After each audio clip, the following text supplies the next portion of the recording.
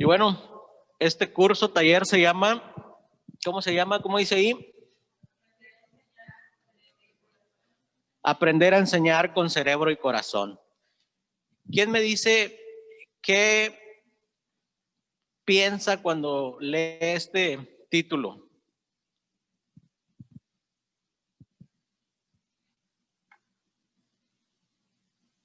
Adelante.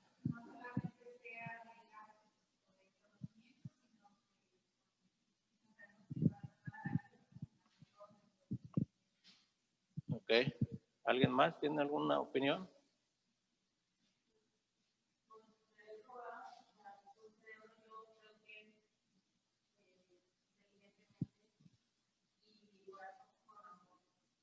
Ok.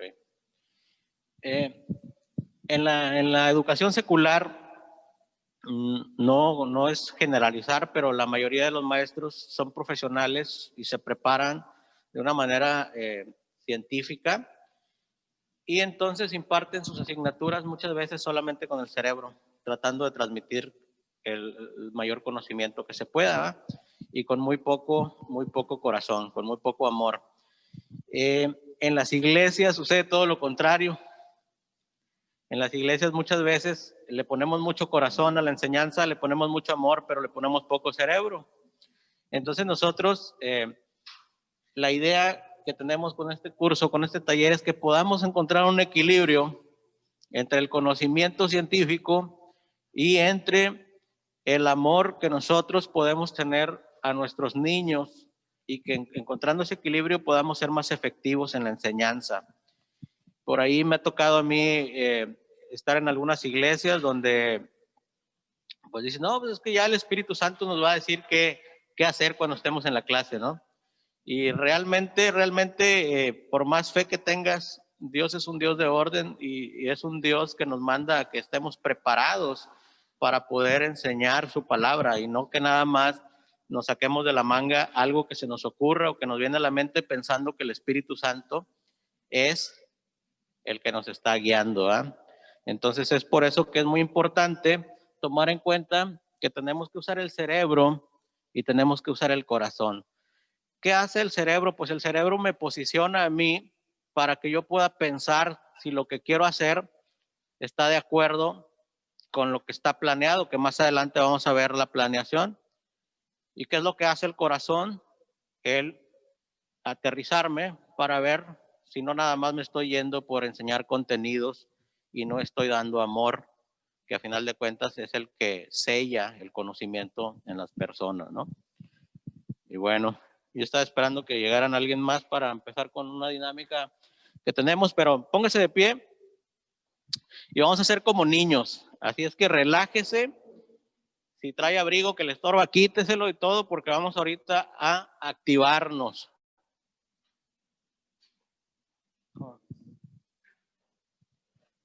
Vamos a la actividad física. Todo lo que vamos a hacer esta mañana tiene una justificación. Poco a poco lo vamos a ir viendo, pero todo tiene una justificación. No hemos puesto nada en las diapositivas que no se justifique con la finalidad que queremos. Y bueno, ya llegó Sofía. Y le voy a pedir a Sofi y a Adrisana que pasen al frente para que me ayuden con esta dinámica, ya que ellas son bilingües y aparte bailan muy bonito. Y ellas nos van a enseñar algo aquí. ¿Mande? ¿Dónde está? Ah, ok, sí, pero una en cada lado.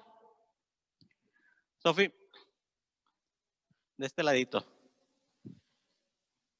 Este cantito que vamos a escuchar, que es un ejercicio. Diego, ¿nos ayudas, Diego, también? Se llama Simon Say. Y trae una musiquita. Diego, ¿nos ayudas? Vamos a tener que hacer algunos movimientos que nos hagan activarnos mientras está la canción. Y luego cuando ella da las indicaciones, entonces eso sí lo seguimos, ¿no? Pero mientras está la canción, hacemos los movimientos que Diego nos indique. ¿Te parece? ¿Sí? ¿De acuerdo? ¿O los pongo yo como tú quieras? Si quieres hacemos un cáliz, no pasa nada. ¿Sale?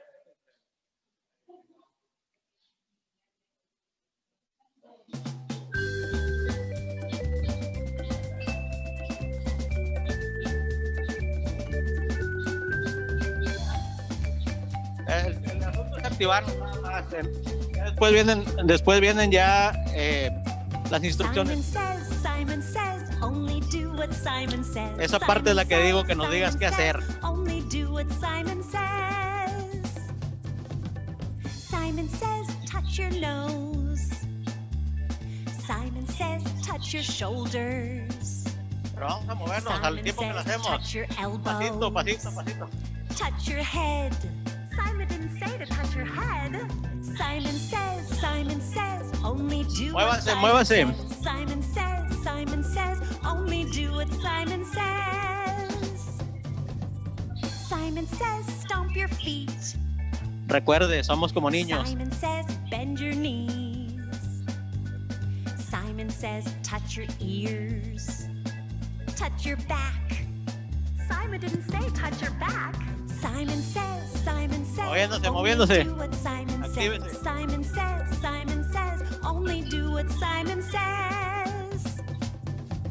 Simon says, jump up and down. Simon says, stop.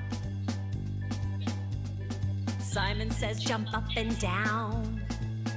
Now stop.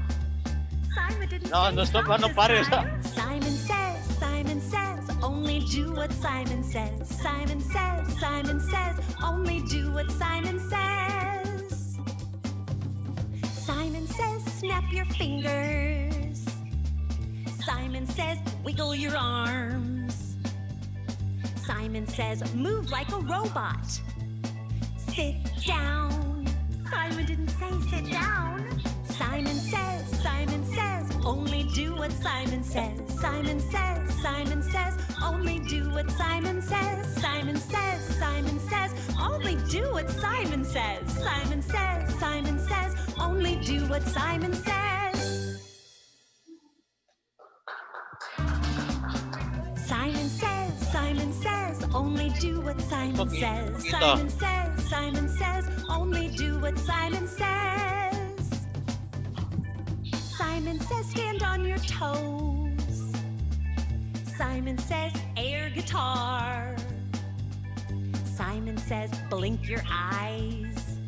Shake your head. Simon didn't say shake your head. Simon says, only do what Simon says. Simon says, only do what Simon says. Simon says, wiggle your fingers. Simon says, make a funny face. Simon says, hop like a frog. Close your eyes. Simon didn't say close your eyes. Simon says, only do what Simon says. Simon says, only do what Simon says. Simon says, only do what Simon says. Simon says, only do what Simon says. ¿Se lo aprendieron? Ok, vamos a hacerlo de nuevo. No, ya está bien. Gracias, Diego. Gracias, Trisana. Gracias, Sofía.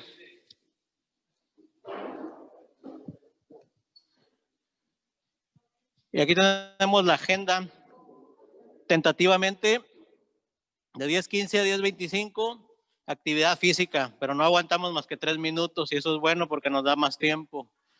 La introducción pues fue parte de lo que ya estuvimos haciendo.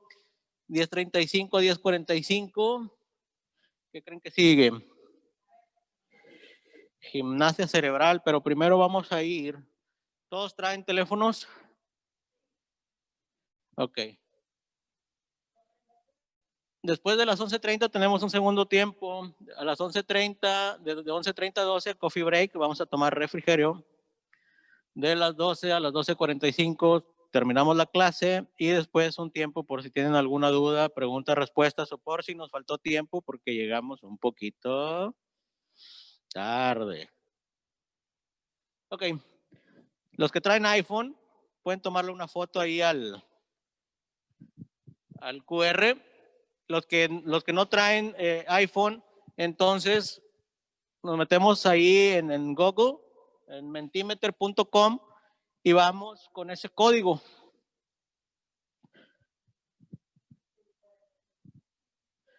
El código es 45 80 75 9. 45 80 75 9. ¿Alguien ya ingresó?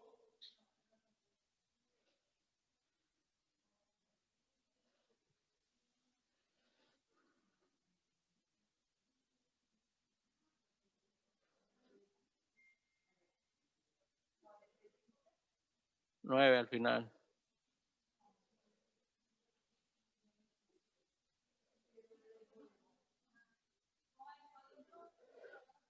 Ahí está, 35 94 30. Ah, caray, este es otro. 35 94 35 8. A ver, ¿entraste? Ok. No, es este. Perdón. 35 94 35 8.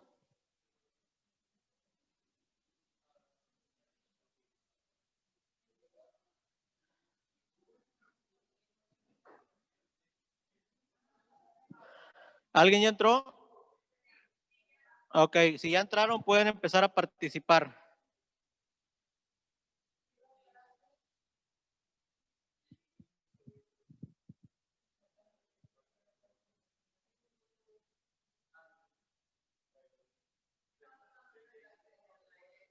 ¿Mande? Lo que se te venga en la mente en cuestión de planeación, en cuestión de educación.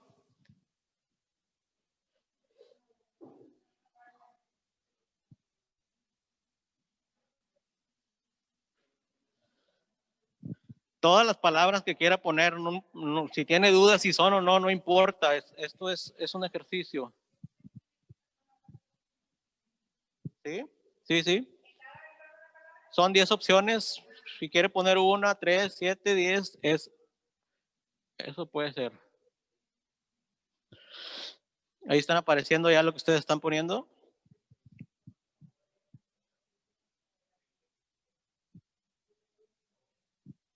Very good.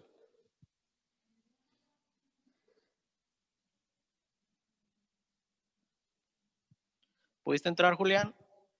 ¿Por qué? Al Wi-Fi.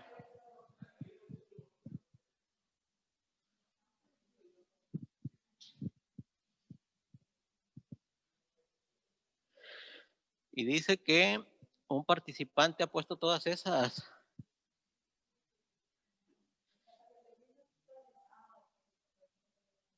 Tienes que darle ahí y mandar. ¿Alguien tiene dudas? ¿Estar ahí? ¿Ya los mandaste? Sofi, también. Valdemar. No, ya vamos bien adelante. Hermana Ada, ¿tiene dudas? ¿Ya mandó? Oh, muy bien. Ok. Tenemos tiempo, juegos, estrategias, material, dosificación, estrategias, tiempo, investigación, inteligencia, libros, materiales, dinámica, juegos.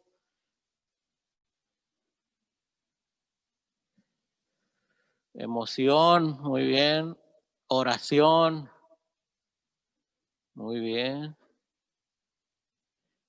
Inicio, cierre. Vicky, ¿ya lo mandaste, Vicky? ¿Qué pasó?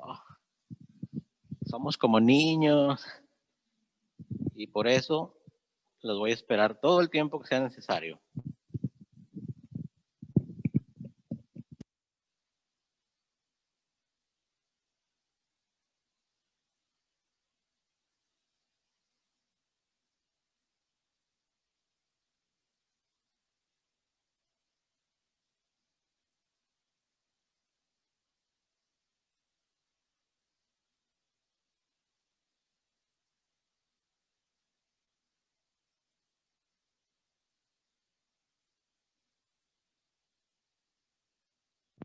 ¿Dónde se han visto ustedes como maestros así, en una proyección? ¿Alguna vez han proyectado la iglesia de Leasim con todo lo que pueda potencializar en esta ciudad? ¿Y ustedes como maestros alguna vez han soñado hasta dónde pueden llegar? ¿Sí? ¿Hasta dónde?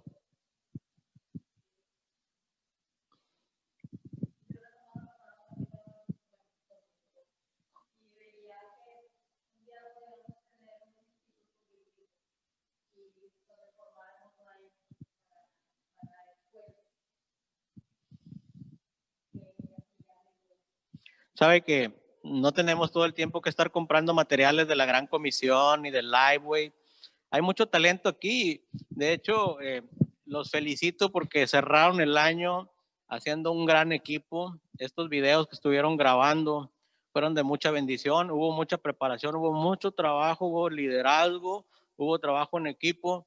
Y eso a nosotros nos alienta de saber que el servir a Dios se hace con mucho amor y que realmente nosotros tenemos que proyectarnos en lugares grandes, nosotros diseñando materiales para otras iglesias y para otras misiones. Eso es lo que nosotros tenemos que visualizar. O sea, yo no me tengo que visualizar todo el tiempo en un aula dando una clase. Yo siempre tengo que ver el siguiente paso. ¿Qué voy a hacer? Ahorita soy maestro, después voy a ser director del culto infantil y después voy a ser director de toda educación bíblica, y así me voy a ir escalando, porque en todo tenemos que escalar, ¿ok? Bueno, vamos a salirnos de ahí. Hice un pronóstico y creo que ese pronóstico fue casi acertado, como quiera, sí encontré la palabra ahí. Una, dos veces, ok. Bueno, vamos a regresar. Le voy a pedir a Sofi que ella se venga preparando hacia el frente, porque nos va a llevar a una dinámica muy interesante que nuevamente les digo, si quieres con ese micro o si quieres este, te lo limpio.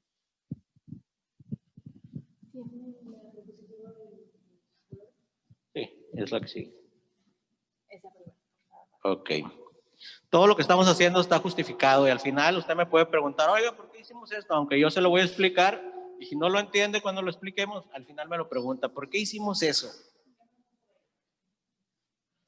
Bueno, buenos días, hermanos. El hermano Pablo me pidió de favor que sí, ahora sí que dirigí esta muy pequeña y muy fácil actividad.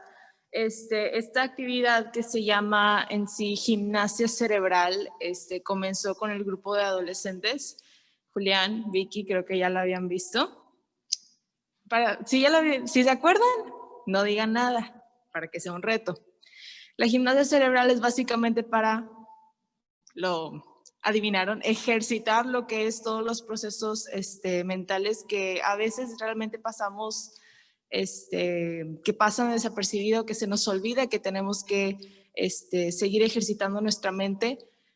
Algunos ejemplos, bueno, aparte de los que les voy a mostrar, es los crucigramas, la sopa de letras, el sudoku, que no me pregunten cómo se juega porque no tengo idea. Pero los crucigramas y las sopas de letras es para eso, para mantenerlos activos mentalmente, cognitivamente. Y aquí está una pequeña actividad. Si se dan cuenta, aquí hay un listado de diferentes nombres de colores, pero el nombre del color está, la letra está en un color distinto a lo que el nombre indica. ¿Okay? Entonces voy a necesitar a 3 voluntarios valientes que pasen al frente y sean capaces de decirme el nombre que nos dicta ahí y no el color en el que está. El nombre que nos dicta y no el color en el que está. ¿Quién dice yo? En alta velocidad. Valde, Ana.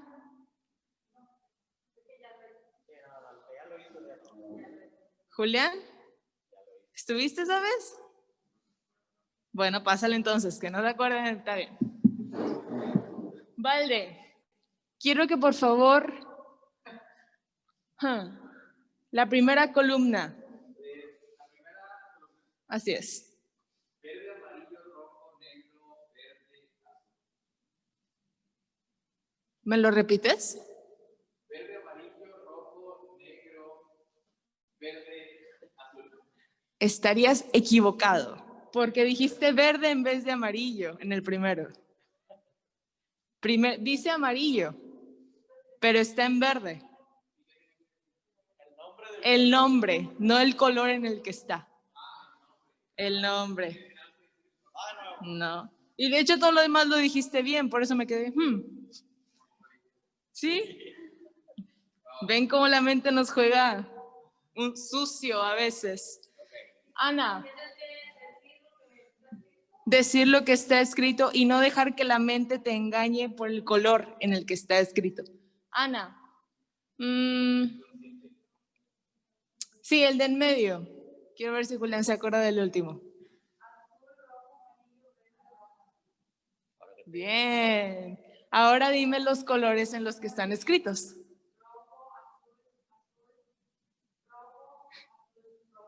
Bien. ¿Ven? Sí, sí está difícil.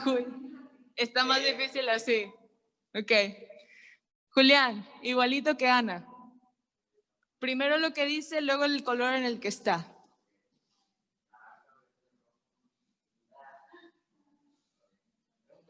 Cáliz, cáliz, cáliz, va. Ahora dime los colores en los que están escritos. Bien, muy bien, muy bien. Valde, el color en el que está, la primera columna. Así es.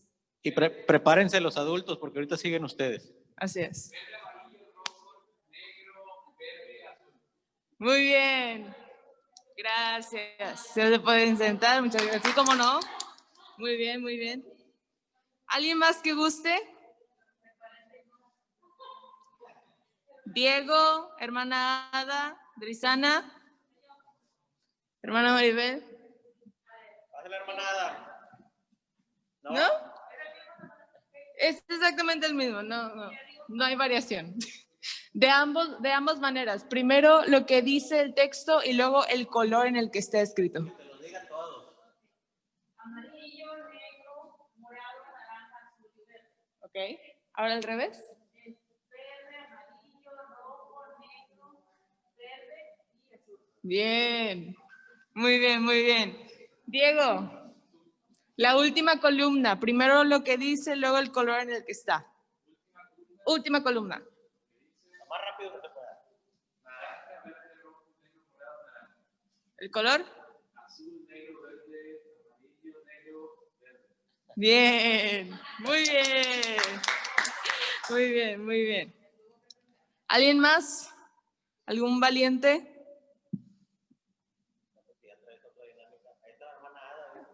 Hermana Ada.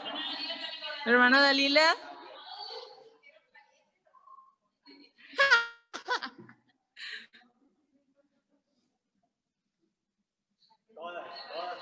Vamos a intentar que sean todas. Sí. ¿Cómo sea?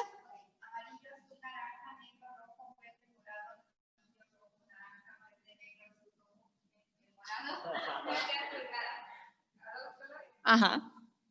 Verde, rojo, azul, amarillo, azul, negro, rojo, azul, verde, negro, rojo, amarillo, verde, azul, negro, azul, rojo y verde. Muy bien, hermana. Se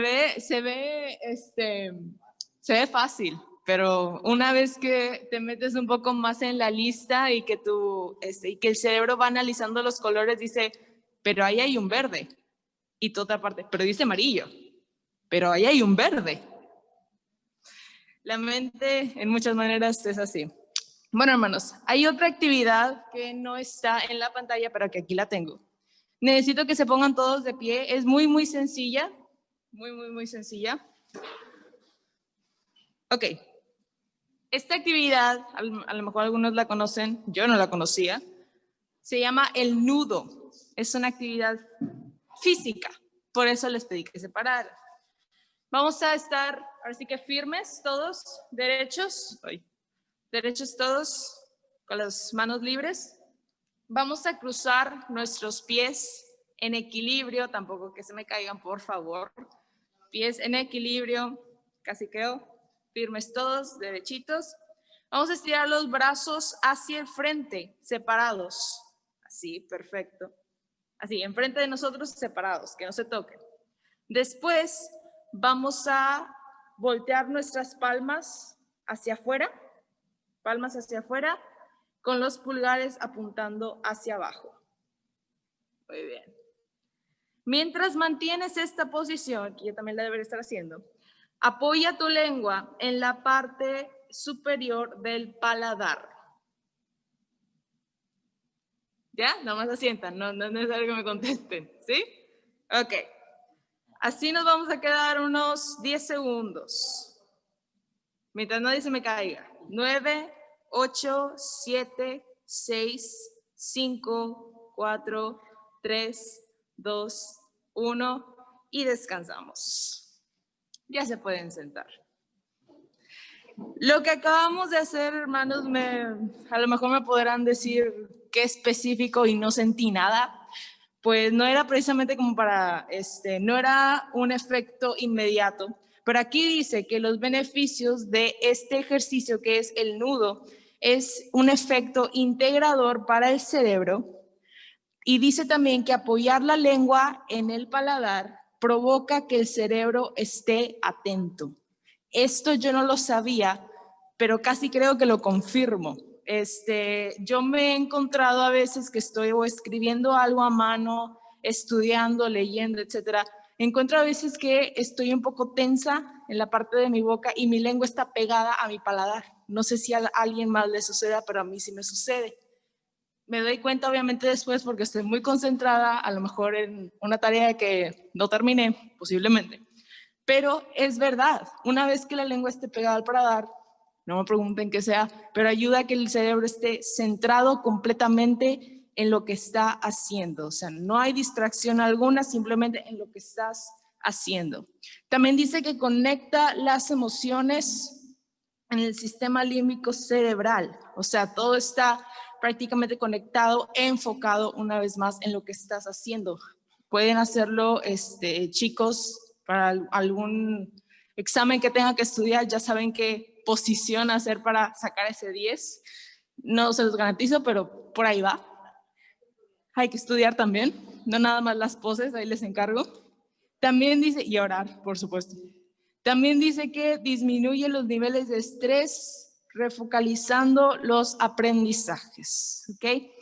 Esta posición a lo mejor no por 10 segundos, pero sí unos 20, 25, respirando correctamente para que el cuerpo se relaje, se enfoque. Y así hay muchos más ejercicios, a lo mejor en otra ocasión los haremos, pero sí hay más ejercicios para centrarse, para enfocarse y para desestresarse. Muchas gracias, Sofía.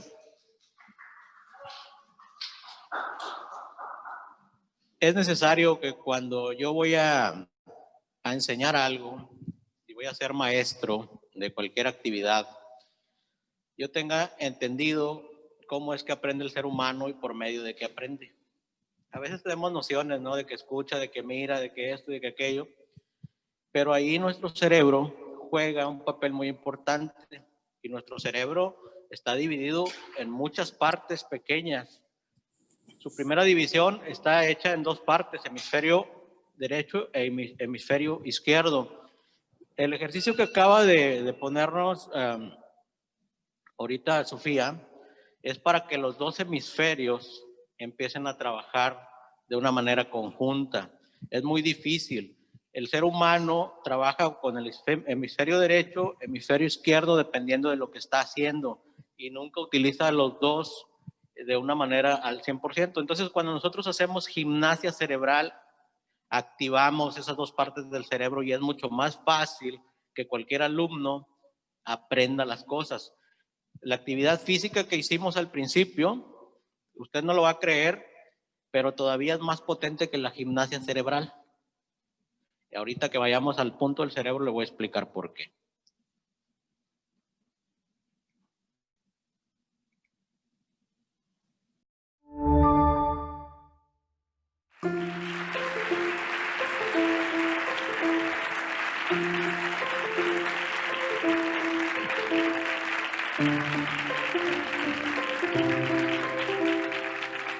Además de enseñar las asignaturas a través de la vida real, hay que enseñar vida a través de las asignaturas. No es importante el concepto rectángulo si te ha amargado la vida. Yo creo que es importante que a través del rectángulo tú seas más listo y mejor persona. Hace tiempo yo entré en un aula y les dibujé a los niños muy pequeñitos un rectángulo. Y cuando dibujo el rectángulo me dicen los niños, te faltan los ojos y la nariz y la boca. Y cantaron todos. El rectángulo tiene ojos, el rectángulo tiene orejas, el rectángulo tiene nariz, el rectángulo es feliz. Y yo callado. Y nos la enseñó Aurora, nos la enseñó Aurora. Yo callado. Yo no quise investigar con Aurora. No, yo les escuchaba atentamente. Pero mira, yo tenía dos opciones. Opción A, decirles claramente que Aurora estaba equivocada. Que el rectángulo no tiene ojos. Escucha, no. Y menos orejas. Es la opción A. Y además también les iba a decir que el rectángulo es una palabra que identifica una forma, que la forma es una propiedad de los objetos, que se constituyen los objetos pero no son los objetos. Qué maravilla, pero yo tengo la opción B. La opción B. Y la opción B es, rectángulo tiene ojos, el rectángulo tiene nariz, el rectángulo es feliz. Y yo les dije, pero eso es una maravilla. Y entonces dijeron todos, ¿te gusta? Digo, claro. Digo, a ver si me la aprendo, ¿me ayudáis? Y yo me aprendí la canción del rectángulo, que tenía ojos, que tenía orejas, que era feliz y la cantamos todos, perfecto. Al día siguiente, yo entré en el mismo aula y les dije, oye, ¿os acordáis de la canción de sí? Digo, oye, yo me sé otra. Dice, sí. ¿Tú te sabes otra? Digo, sí. Digo, oye, ¿tú quieres aprenderte mi canción? Todos dijeron que sí. ¿Sabes por qué dijeron todos que sí? Porque yo me quise aprender la suya. Por eso ellos querían aprenderse la mía. Porque, en definitiva, la metodología del respeto debería estar presente en cualquier metodología flexible, eficaz, activa, innovadora, que pudiera intervenir en la educación. Yo creo que hay dos objetivos básicos de la educación, además de otros muchos, ¿no? Y sumamente respetables. Uno es hacernos más listos y dos, mejores personas. Esto no quita que, evidentemente, tengamos que tener en cuenta que la finalidad entonces tiene que ser el saber. Cuando se habla de saber, también hablo de un saber convivir, de un saber estar, de un saber sentir. Son los sentimientos que generamos en los niños los que deciden la actividad que le enamora. Lo cual quiere decir que si la educación tiene una misión es cambiar el aprender a aprender por aprender a saber. Mirándolo de esta manera, ser más listos y mejores personas, la educación debería plantearse que las asignaturas no son fines en sí mismos. El lenguaje, la matemática, la biología, sino medios a partir de los cuales yo desarrollo a la persona. Lo importante es la persona.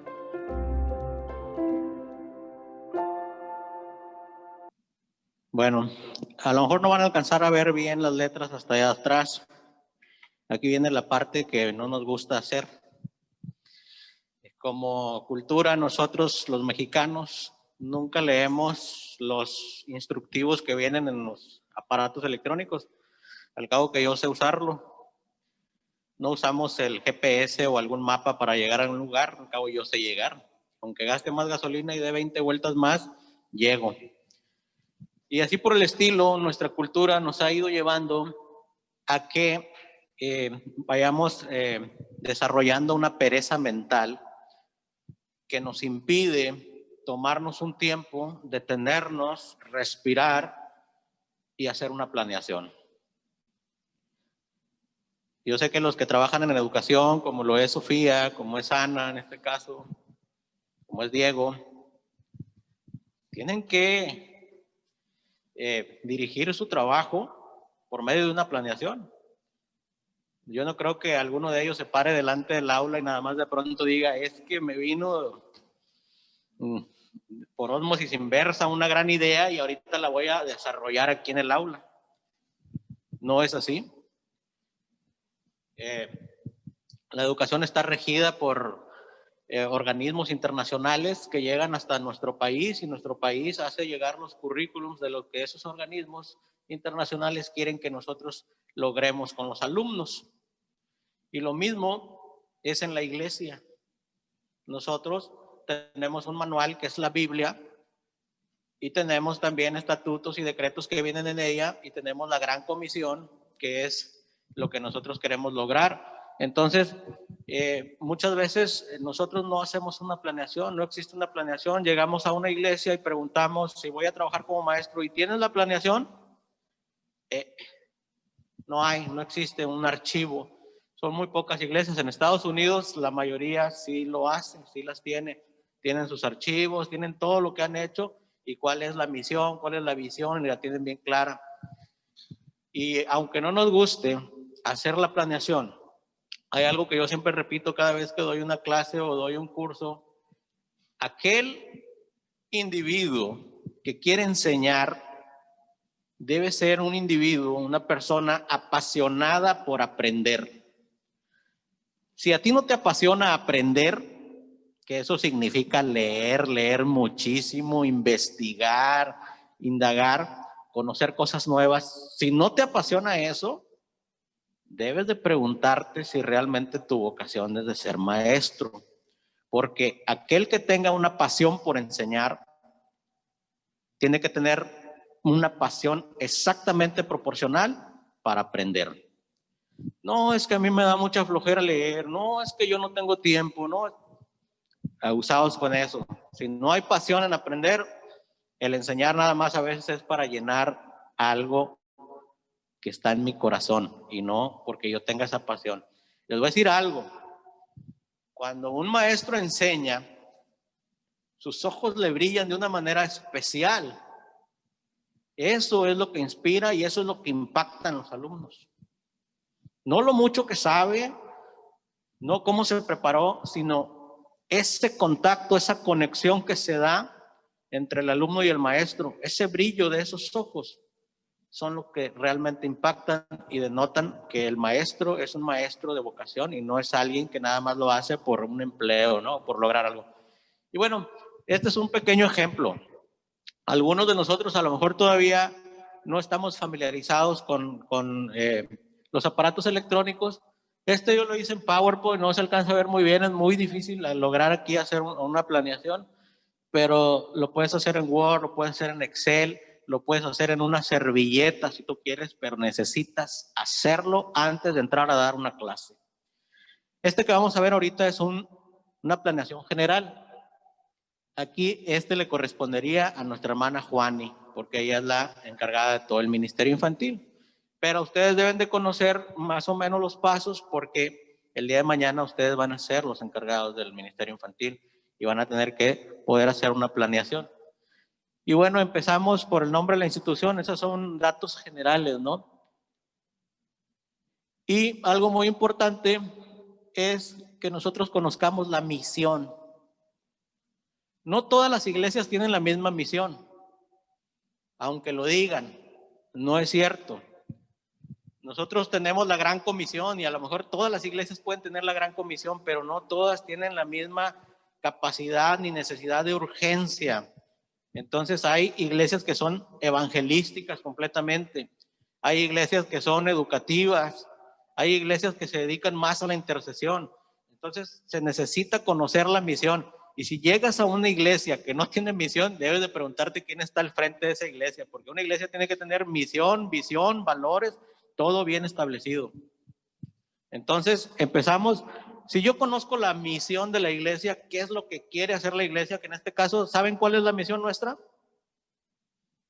¿Cuál es? La gran comisión, ¿verdad? Hacer discípulos en cualquier lugar donde yo esté, dice nuestra misión. Entonces ya conocemos cuál es la misión y partiendo de ahí, entonces yo ya puedo ir rellenando cuáles son los objetivos, cuántos módulos voy a tener durante el ciclo que vaya a empezar.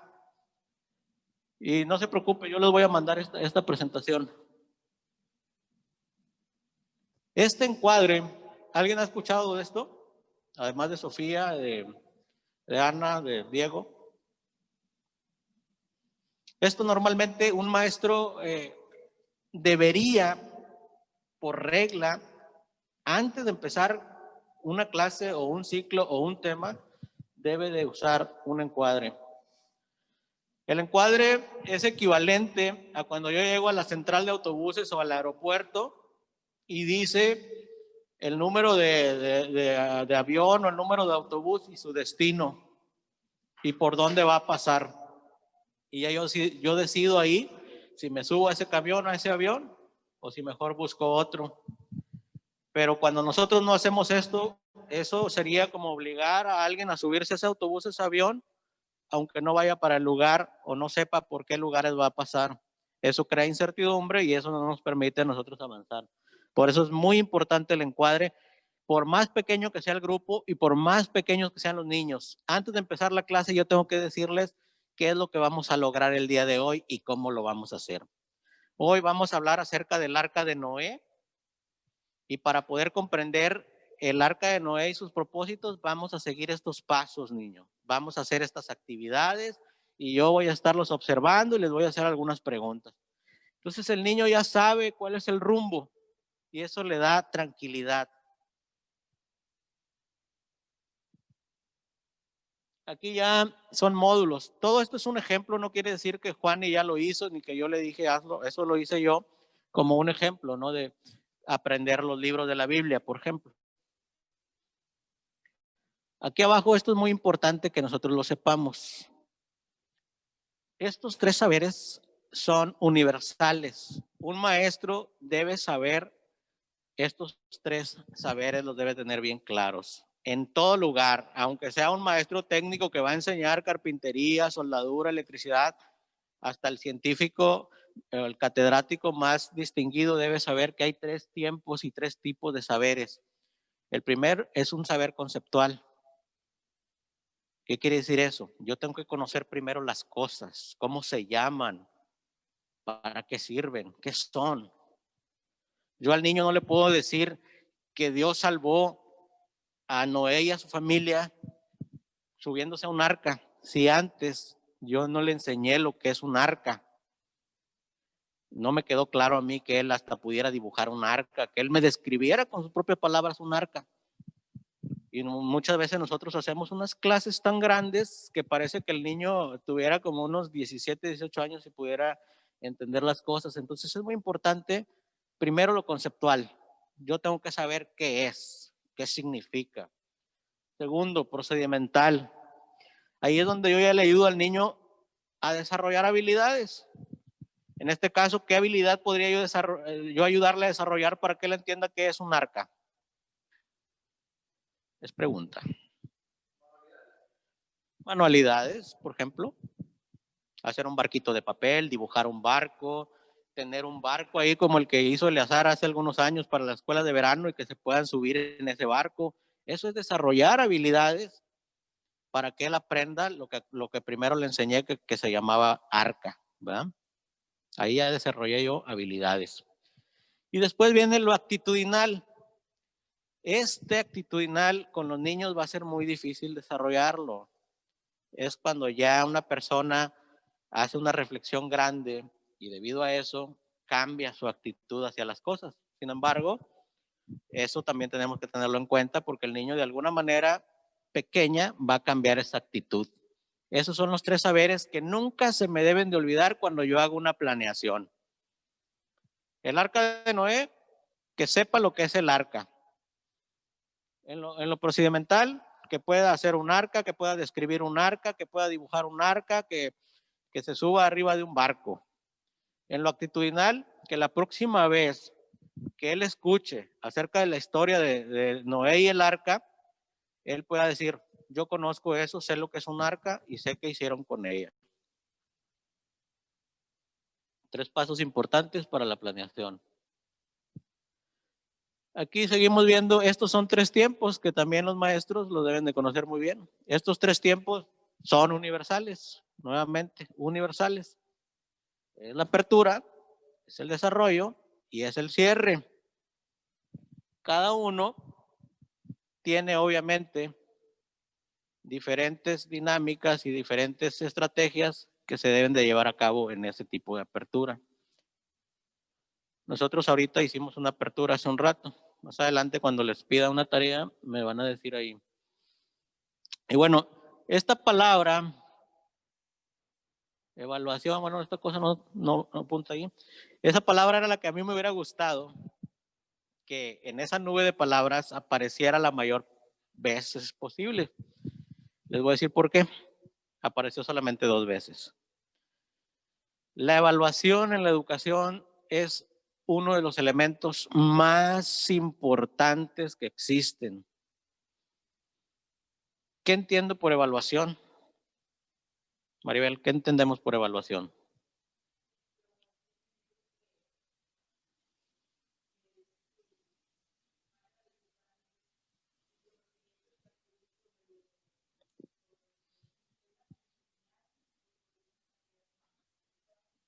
Ok, vamos a hacer una analogía. Tú trabajas en una empresa, ¿verdad? Vamos a decir que llegaron unas personas nuevas que van a trabajar en una línea de producción. Y hay 3 tiempos de la evaluación. Evaluación diagnóstica, formativa y sumativa. En la evaluación diagnóstica, ¿qué es lo que se hace? Primero, nosotros tenemos que darnos cuenta de los conocimientos previos que trae el alumno o el empleado. ¿Qué tanto conoce de lo que va a hacer? Con esa nube de palabras que pusimos al principio, yo hice un diagnóstico de qué tanto conocemos acerca de la educación y acerca de la planeación. Ese fue una evaluación diagnóstica. Me tiene que decir en qué sitio están parados los alumnos, qué tanto conocen del arca de Noé. Volviendo a la empresa, evaluación formativa. ¿Qué es el control de calidad?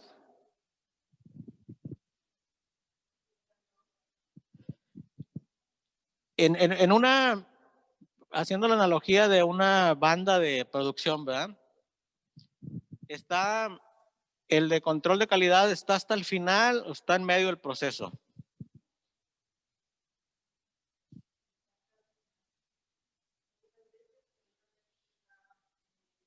Ok.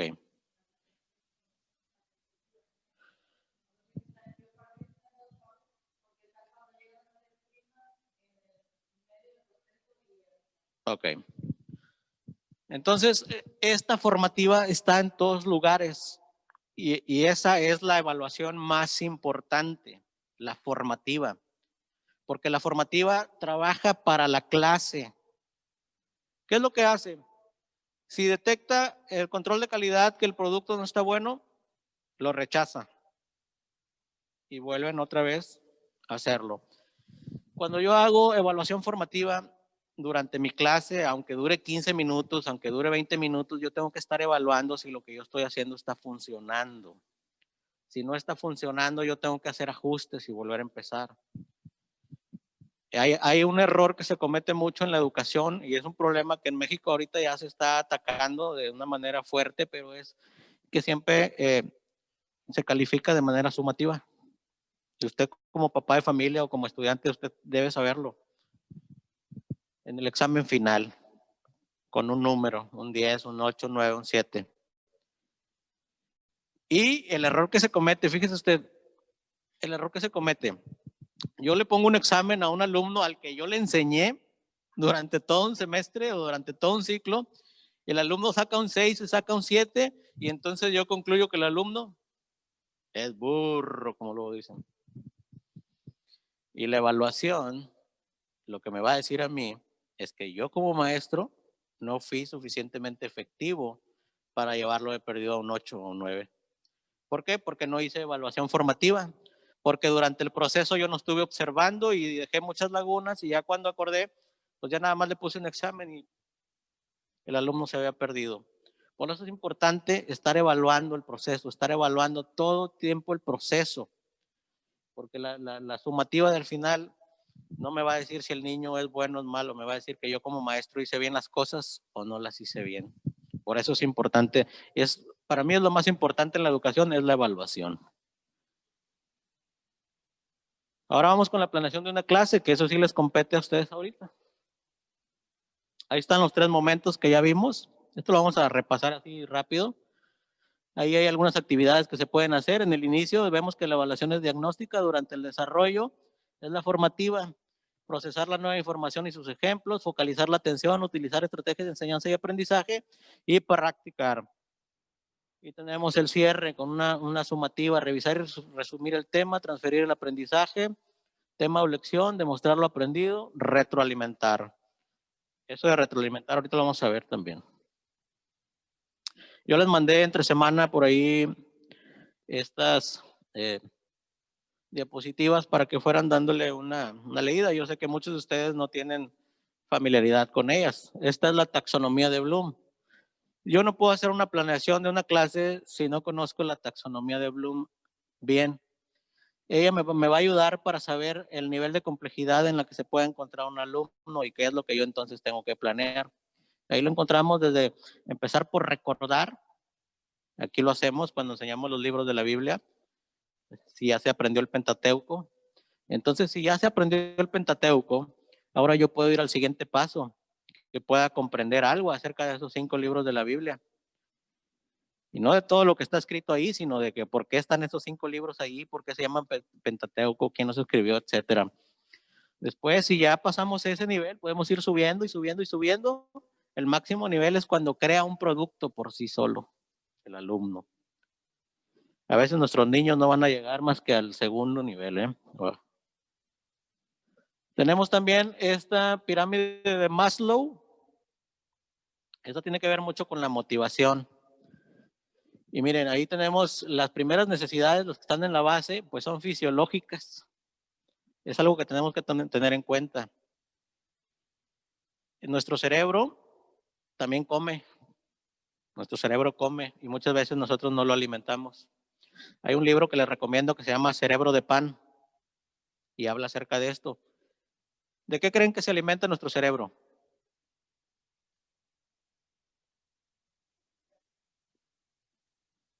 Si ya sabías, no digas. Sí, de glucosa. Nuestro cerebro está compuesto, el 70% de él es agua. Su alimento es la glucosa y lo quema por medio del oxígeno. Por eso, para que vayan más o menos pensando lo que hemos estado haciendo aquí. Nada más no les he dicho chocolate, pues fue lo único que me faltó, pero lo demás lo hemos estado haciendo. Entonces, de acuerdo a estas necesidades, si yo tengo cubiertas las primeras necesidades, puedo pasar a la segunda y puedo pasar a la tercera. Yo no puedo pedirle a un niño que se anda haciendo la pipí que me ponga atención. A un niño que no comió, y ahí la importancia de los desayunos que dan allá en derechos humanos. No le puedo enseñar a un niño que no ha comido para que aprenda de una manera eficaz, porque no hay azúcar en su cerebro, no va a arrancar. Entonces, a un niño que tiene miedo, que está sufriendo violencia, tampoco no están cubiertas las necesidades. Entonces yo tengo que tomar en cuenta mi grupo de niños, cómo viven, por eso los debo de conocer, qué situaciones están pasando para poder yo entonces planear cómo les voy a enseñar y cómo voy a ayudarles a salir de los problemas de cubrir sus necesidades básicas. Inteligencias múltiples. Tenemos que tener en cuenta que cada niño posee diferentes inteligencias. A veces nada más nos queremos ir con lo cuadradito. Yo creo que la música, todo lo que tiene que ver con el arte y el deporte debería de ser de las primeras asignaturas en las escuelas. Desgraciadamente son las últimas. Y ahorita vamos a comprender por qué. Entonces tenemos estas 8 inteligencias. Hay más, pero estas son las que más se miran. Algunas tienen que ver con la música, otras con la pintura, otras con el espacio, otra con el mover el cuerpo y así sucesivamente. Ahí Piaget nos da estas etapas de desarrollo de los niños y nos dice qué es lo que hacen o qué son capaces de hacer a cierta edad. Esto es muy importante también. Nosotros podríamos tener el preoperacional, aunque no tenemos niños de 2 años, pero ya de 4 a 7 sí tenemos. Entonces el preoperacional que nos dice que empieza la aparición del lenguaje, empieza a decir sus primeras palabras, algunas todavía mochas.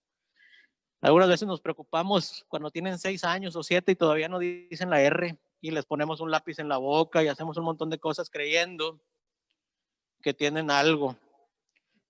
Pero los niños desarrollan el lenguaje hasta los 7 años y medio, a veces hasta los 8. Cuando ya son 9 años y no ha desarrollado el lenguaje, entonces si hay un trastorno, hay un problema patológico. Pero ahí, entonces nosotros tenemos que empezar por ahí, desarrollo del lenguaje. Ya empieza a representar las cosas, ya me empieza a decir qué es esto y para qué sirve. Y dice que los niños utilizan ya conceptos y símbolos, pero en forma intuitiva, ideas mágicas. Ya empiezan a contar, nosotros muchas veces creemos que son mentiras, o que el niño se vuelve mentiroso. En realidad no, está desarrollando un pensamiento mágico y empieza a inventar cosas con las palabras que ha adquirido en su cerebro. Sus palabras, cuando él adquiere palabras, cada palabra es nueva. Los niños a los 18 meses empiezan por adquirir alrededor de 15 a 20 palabras y van subiendo, van subiendo, van subiendo. Entonces, cuando él tiene un bagaje de palabras, pues quiere hacer algo con ellas y empieza a imaginar cosas y empieza a inventar, inventa historias, inventa cosas que le pasaron que no son ciertas. Pero no es porque el niño se esté volviendo mentiroso ni porque se esté juntando con niños mentirosos. Está utilizando su imaginación para crear algo. Pero si yo no conozco esas etapas, pues voy a pensar que el niño tiene un problema o se está volviendo mentiroso o el diablo le está metiendo mentiras en la cabeza. Cuando en realidad es un desarrollo natural, pero necesito conocerlo. Operaciones concretas de los 7 a los 12 años. Aquí ya el niño ya empieza a encontrar la lógica de las cosas. Ya empieza en las matemáticas a sumar, restar, multiplicar, dividir. Y empieza a encontrarle sentido. Y ahí los niños ya son capaces de resolver problemas de seriación, conservación y clasificación. O sea, ya tú puedes decirle que te alinee los lápices por colores, cualquier cosa que ya tenga que ver más con pensar, con hacer una reflexión. Bueno, y a partir de los 12, pues ya casi todos somos. Todos queremos obtener buenos resultados cuando damos una clase, ¿o no? ¿Cómo me doy cuenta que estoy adquiriendo buenos resultados? ¿Cómo sabemos que los niños aprendieron del nacimiento de Jesús? Con los videos que les pusimos. ¿Cómo supimos que los videos estuvieron siendo efectivos? Porque supimos que estuvieron siendo efectivos. ¿Cómo nos dimos cuenta? Recibimos retroalimentación, ¿no? Por ahí las mamás subían las fotos de los trabajitos. Entonces les hacemos preguntas y esperamos buenos resultados, ¿no? Y bueno, aquí está el flujo de la información para el aprendizaje. Esto es muy importante. Ahorita nada más les voy a dar una pequeña introducción, ya en el segundo tiempo que casi nos vamos al almuerzo. Vamos a ver bien a profundidad, pero ahí va la pregunta. Algunos de ustedes ya saben porque ya lo hemos platicado, pero el que no sepa, digo, el que sepa no lo diga. ¿Cómo aprende el cerebro del ser humano?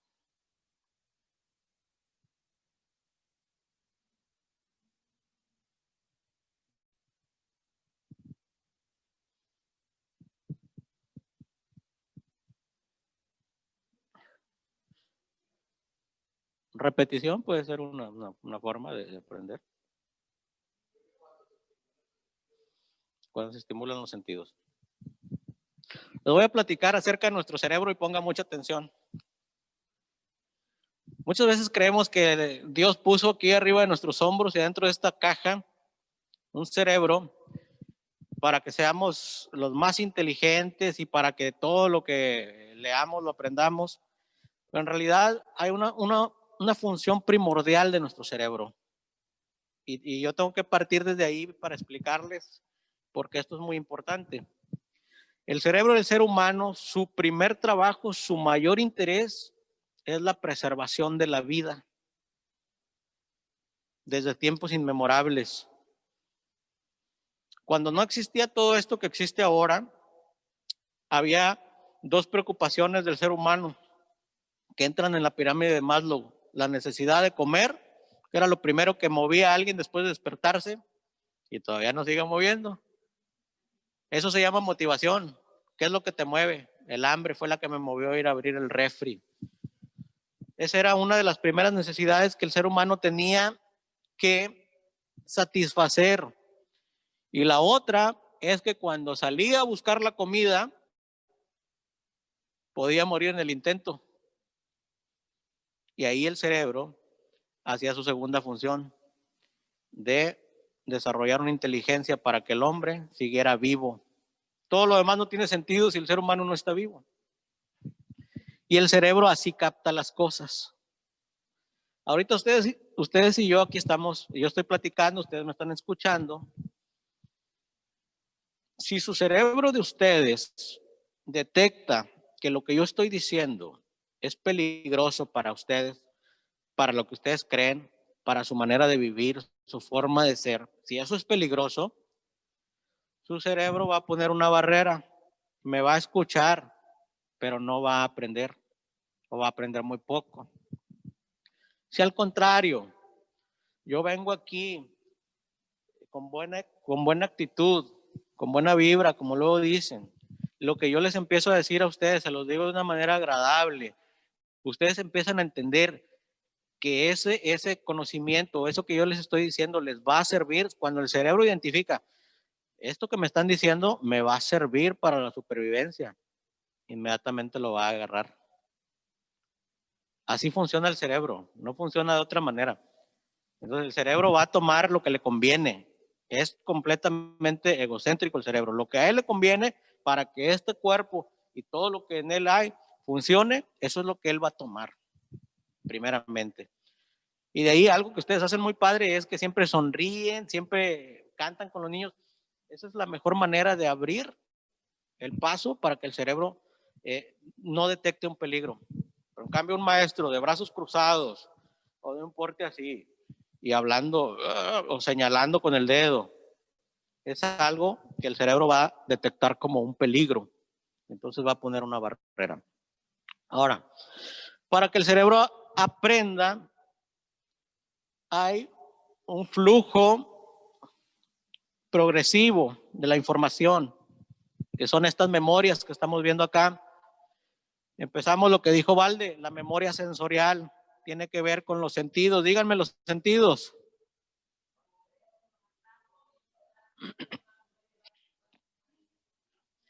¿Ok? Normalmente utilizamos dos cuando damos clases, el oído y la vista, ¿verdad? Pero ya nosotros acá en la iglesia y algunas escuelas de allá afuera también ya empiezan a mover a los niños y empezamos a mover lo del tacto, los ponemos a hacer cosas. Entonces, lo primero que va a pasar es que tenemos que entender que por los sentidos entra el aprendizaje, no entra por ninguna otra parte. Lo veo, lo escucho, lo hago y de esa manera entra el aprendizaje. Pero no quiere decir que porque ya entró ahí por los sentidos ya se va a quedar. ¿Qué es lo que nosotros queremos? Que lo que yo enseñe se quede para siempre, ¿no? O que se le olvide en un mes, 2 meses. Fíjese, los estudiantes que estudian y se empachan para un examen un día anterior, yo sé que ninguno de ustedes ha vivido esto, ellos trabajan con esa memoria que se llama de corto plazo, la que tenemos ahí en medio, y se llenan de un montón de conocimiento. Ni duermen, se toman unas 3 tazas de café y a la mañana, a las 8 o 9 de la mañana están listos para el examen. Prácticamente lo que ellos hacen es llegar y vomitar toda la información que traen sobre ese examen. ¿Y qué creen? Van a pasar con 10. van a pasar con 10.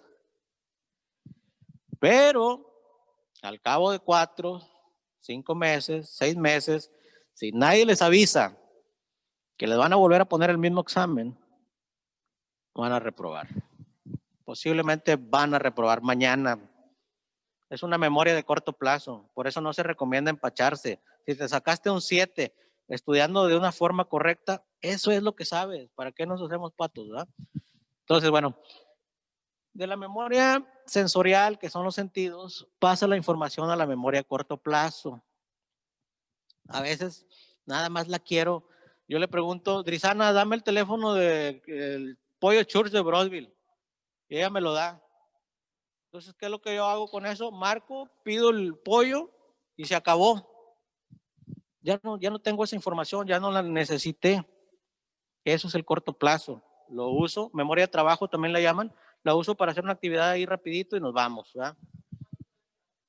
Como el código, que si ahorita les pregunto el código ese de Mentis, ya ni yo me lo sé tampoco. Bueno. De ahí de la memoria de corto plazo, nosotros tenemos que lograr que llegue a la memoria de largo plazo. Aquí está como a 4 centímetros de distancia. Y acá en el cerebro también están muy cerca los sistemas que se encargan de esto. Pero en la práctica hay una distancia muy larga que recorrer.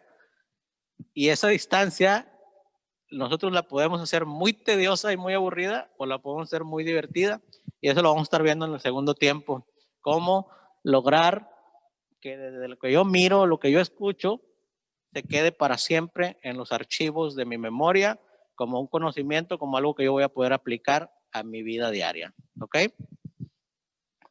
Y con esto damos por terminado el primer tiempo. En tiempo en forma vamos a almorzar. Instrucciones. No platiquen mucho, no griten, no nada de eso cuando estén comiendo, porque tenemos que guardar la sana distancia, la seguridad. Ya les comentaba a algunos hace un momento, estamos a punto de pasar al semáforo naranja a partir de lunes. Muchas actividades se vuelven a disminuir. Nosotros como iglesia ya nada más vamos a tener una actividad por semana, con menos gente. Entonces tenemos que cuidar mucho, mucho las reglas. Fueron los niños los que me enseñaron a enseñar. Yo recuerdo que le pregunté una vez a un niño, si tienes 3 caramelos, ¿te puedes comer 5? Y él me dijo, no. Yo le dije, muy bien, tesoro, ¿por qué? Me dice, porque vomito. ¿Sabes qué hice yo? Que busqué su foto rápidamente y puse no razona. Días más tarde, su mamá me explicaba que se había hinchado a chucherías, que había pasado una mala noche, que le había dicho, tú no puedes comer muchas chucherías porque te vas a poner malito. Y entonces yo caí que quizás sí razonaba. Que cuando yo le decía, si teniendo 3 te puedes comer 5, él pensó, 3 sí, pero 5 no, porque 5 son muchos. Si me como muchos, entonces me pongo malito. Muchas veces decimos que no razonan, porque desconocemos la causa por la cual se expresan. Que las respuestas que obtenemos no coincidan con las que esperamos no significa, en modo alguno, que no razonen, ¿no? Sino simplemente que hay discrepancia entre lo que nosotros deseamos y lo que obtenemos. Eso lo he aprendido de los niños. Recuerdo una vez que yo tenía que enseñarles para que distinguieran entre el objeto como realidad y la representación del objeto. Entonces yo dibujaba fatal y se me ocurrió coger una lámina de un plátano, ¿no? Y yo preparaba esto muy bien en mi casa por la tarde y decía, les voy a enseñar la lámina del plátano y les voy a decir, ¿qué veis? Y entonces ellos van a decir, un plátano. Y entonces yo diré, coméroslo. Y ellos me van a decir, no se puede porque está dibujado. Y yo ahí entraré con una canalización perfecta para, ¿verdad?, distinguir el objeto real de su representación. Mi clase está perfectamente preparada. Así que cuando llegué al día siguiente, saqué mi lámina del plátano y les dije, ¿qué veis? Todos, un plátano. Digo, vamos bien, vamos según el guión. Y les dije, coméroslo. Y todos empezaron, ñam, ñam, ñam. Y mira, yo me quedé así. Y yo le dije, ¿está rico? Y uno dijo, sí, está muy rico. Y otro ya dice, mi abuelo dice que hay que comer mucho. Dice, mi abuelo va a venir a vivir con nosotros. Y ya nos hablamos. El tema ya no es el plátano, ni la representación. El tema es el abuelo. El abuelo. ¿Qué aprendí? Pues aprendí a imaginar respuestas que jamás antes hubiera podido sospechar. Aprendí a enseñar desde el cerebro del que aprende, con esas posibles respuestas. Una vez les dije, dime 3 frutas. Y me dice uno, 3 melocotones. Y digo, vamos a ver, que te he dicho 3 frutas, porque uno, oye, también tiene carácter. Y él me dice, ¿y 3 melocotones son 3 frutas? Digo, pero 3 frutas, tesoro de fruta, un melocotón, una fruta. Otra, y ya están siempre los que te siguen, ¿sabes? Y ya se lo van diciendo. Bueno, pues logramos que las 3 frutas fueran melocotón, pera y plátano, por ejemplo. Fíjate que a los 2 días venía en el libro este problema. En una cesta hay 3 melocotones y 2 peras. ¿Cuántas frutas hay? Me dice el niño, 2. Y yo dije, vamos a ver, que lleva razón, que una de 2, o la he liado yo antes, o la ha liado él ahora. Pero esto tiene que aclararse. Así que aprendí a enseñar desde el cerebro del que aprende. Aprendí a adaptar mi mirada a su mirada infantil. En otra ocasión, yo recuerdo que les decía, mirad, estoy entre las cortinas y entre la pizarra. Y entonces yo les decía a los niños, ¿sí, habéis entendido? Todos decían que sí siempre. Y dije, a ver, Roberto, ponte entre Marta y Azucena. Y entonces Roberto se quedó quieto en su sitio, de pie, y hizo esto. Me enseñaron a escuchar. Pero escuchar es preguntarse por qué dicen lo que dicen, por qué hacen lo que hacen. Y en definitiva, si nos damos cuenta, lo que hace cualquier investigador es escuchar. Es escuchar. Es contar con el otro. Así que yo pensé, claro, él hace esto, porque a mí me ve hacer esto entre. Así que yo puse una papelera, un paraguas, un balón, y entonces yo me pongo aquí, donde está el paraguas, el balón, y le digo, ¿dónde estoy yo? Digo, vamos a ver si lo ven ya. Y me dicen, en el suelo. Sí, es verdad que estoy en el suelo. O sea, te hacen pensar que quizás el adulto sea un niño empobrecido. Así que yo sigo en mi manera de programar y de invitarles a que, en definitiva, digan lo que yo quiero oír. Sí, en el suelo, pero también, dice uno, con nosotros. Decía, pero es que no va a terminar el tema. Digo, sí, tesoro, con nosotros, con vosotros, en el suelo. Pero, ¿dónde estoy? Dice uno, con Dios. Digo, se acabó. Se acabó el tema.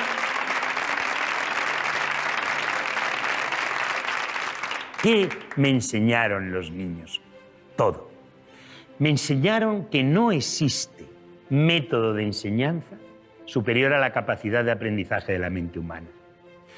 Me enseñaron que cuando mi método falla, cuando lo que yo tengo planeado no llega a producir el aprendizaje deseado, no puedo decir, el que tiene dificultades es el niño que me mira. Tengo que plantear en modificar el método que llevo. Me enseñaron a callar para que hablaran ellos. Son tus silencios los que conquistan su voz. Me enseñaron todo. Y me siguen enseñando todo.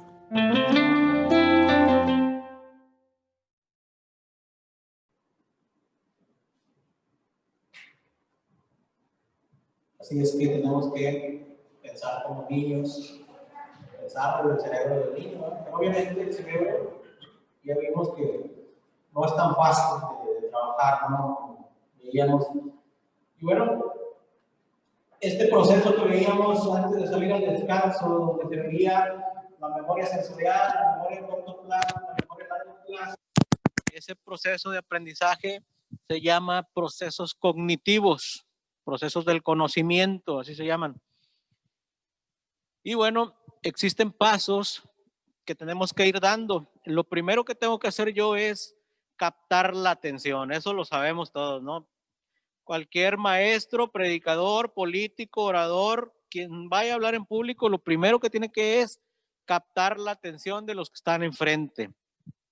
Y para eso tenemos estos 5 pasos que pueden a nosotros facilitarnos ese trabajo para conectar con el público. Tenemos las ayudas visuales. Nosotros podemos poner un buen video, podemos poner alguna imagen, podemos poner alguna lámina como el pez de Jonás que está ahí atrás. Podemos ayudarnos con ese tipo de visuales. Eso va a captar la atención. Ahí están trabajando las memorias sensoriales. Después, tiene que haber novedad en eso que yo estoy haciendo para abrir los sentidos. Si cada vez que yo entro al aula de clases, entro con la misma postura, a veces hasta con el mismo uniforme, y comienzo la clase, buenos días niños, ¿cómo están? Algo mecánico, eso no va a causar ninguna sorpresa en los niños y por ende no va a captar la atención. Echándole un ojo a las redes sociales, nosotros podemos darnos ideas de cómo captar la atención. Facebook es experto en captar la atención de las personas. Pero atrás de Facebook hay cientos de psicólogos, sociólogos, politólogos, antropólogos que estudian el comportamiento humano y saben perfectamente cómo llamar la atención de una persona y tenerla ahí pegada por horas. Entonces nosotros podemos aprender de eso. Tiene que ser novedoso, algo nuevo. Ahí puse un sombrero como de mago. ¿Por qué? Porque el ser humano es curioso por naturaleza. Lo primero que nos lleva a aprender algo es la curiosidad. El ser humano se quemó las manos para cuando descubrió el fuego, pero no se quedó con las ganas de ir a tocarlo. Y aprendió que quemaba. Y así aprendemos. Ustedes pueden ver los niños cómo aprenden. Son curiosos. Somos curiosos. Tenemos curiosidad. Yo puse esta bolsa aquí. Y usted puede entrar con una bolsa de regalo, obtener una caja sorpresa, incluso hasta un ataúd o la caja de un plasma. Nada más. Yo le aseguro que cuando se termine la clase, si no hace nada con lo que está ahí, alguien se va a acercar a preguntarle, ¿y a qué hora va a abrir el regalo? ¿Y para quién era la caja? ¿Y qué es esto? Eso que está puesto ahí cumple específicamente con llamar la atención. No se va a despegar hasta que no sepa, aunque al final usted le diga, no, nada más era para llamar tu atención. Bueno. Entonces tenemos que ser muy novedosos, estar innovando, buscar nuevas alternativas, incluso al presentar la Biblia. Por ahí el superlibro nos da muy buenas ideas de cómo hacer las cosas. Tenemos que ser novedosos, utilizar también la tecnología. La emoción, esto es básico. Si yo logro tocar las emociones del alumno, tengo el 90% de la clase hecha. Porque las emociones funcionan de tal forma que el cerebro se dispone a aprender, y más si son emociones positivas, que también en otro tiempo les vamos a conocer cuáles son ellas. La atención, pues ya hablamos de eso, ¿va? Que estén atentos mirándome. Y esto es muy importante, relevancia. ¿Alguien me explica qué es relevancia o qué es un contenido relevante para un alumno?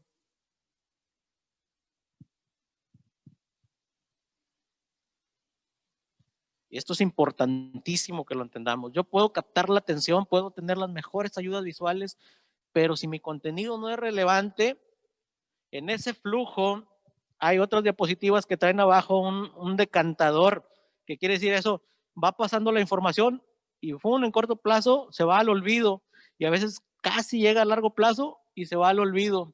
¿Por qué? Por la relevancia. ¿Quién me dice que es relevante? Basado en los intereses de la persona. Entonces, imagínense que yo venga aquí a enseñarles a ustedes de pesca o de cacería o de cualquier otra cosa que no tiene nada que ver con lo que ustedes están haciendo. Ese contenido no es relevante y puede estar muy padre, puede estar muy vistoso, pero al final de cuentas no me interesa porque no tengo una aplicación práctica en mi vida. Es irrelevante. Eso en educación se llama contextualizar. Yo tengo que contextualizar mi clase donde el niño sienta que él es parte de la clase, que esa vez que hablamos de Jonás, él era parte de los que iban ahí con Jonás, o era un marinero, era algo. Ustedes lo han hecho involucrándolos en las participaciones. Pero tenemos que entender eso cuando yo planeo. Tiene que ser relevante. El niño tiene que encontrar una aplicación práctica. Y eso nos va a ayudar a que esos sentidos que se abrieron puedan transportar los contenidos hasta la memoria a largo plazo. Entonces, que si alcanzan a leer, porque vamos a repetirlo ahorita. Número 1, 2, 3, 4 y 5. Relevancia, muy bien. No pierda el detalle. El segundo paso para llevar los contenidos a la memoria a largo plazo es hacer a los niños pensar. ¿Cómo los hago pensar?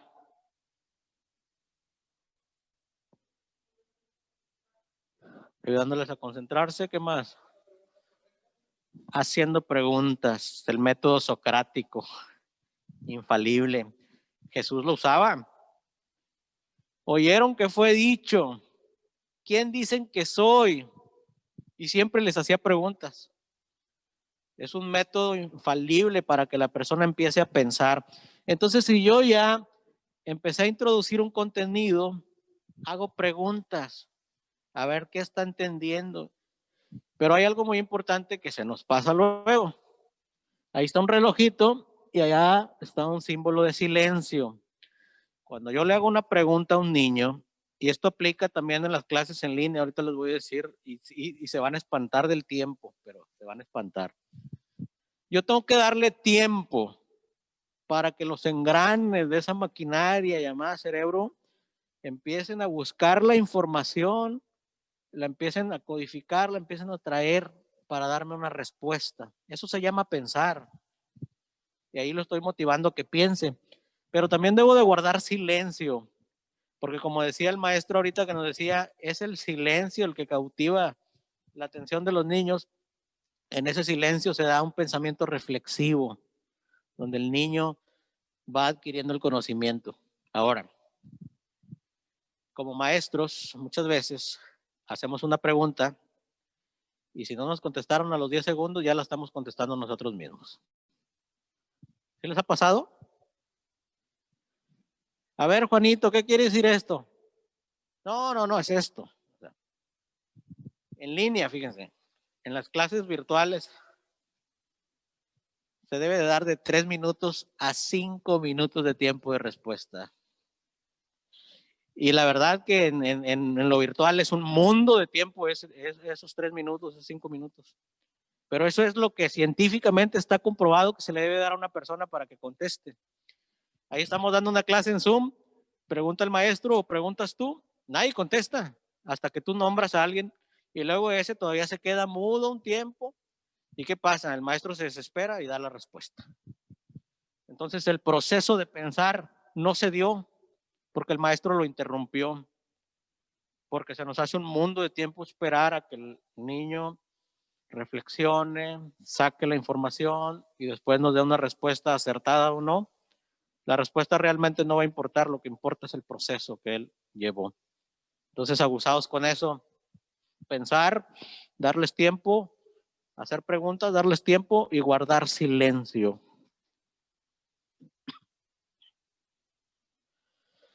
Tercer paso, decodificar.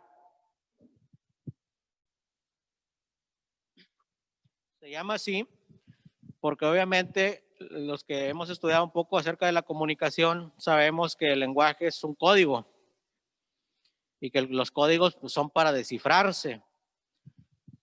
Si entonces un conocimiento entró a mi pensamiento de una manera codificada, yo al decodificarlo yo ¿Qué es lo que estoy haciendo? Pues lo estoy traduciendo, ¿no? Ese es el tercer paso que se da en este proceso de aprendizaje, camino hacia largo plazo. Aquí en este proceso es cuando yo le pido al alumno que haga un resumen con sus propias palabras.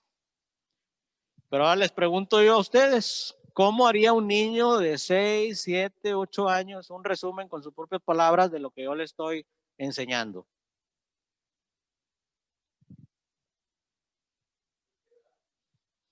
¿6, 7, 5, 4 de los que manejamos aquí en la iglesia?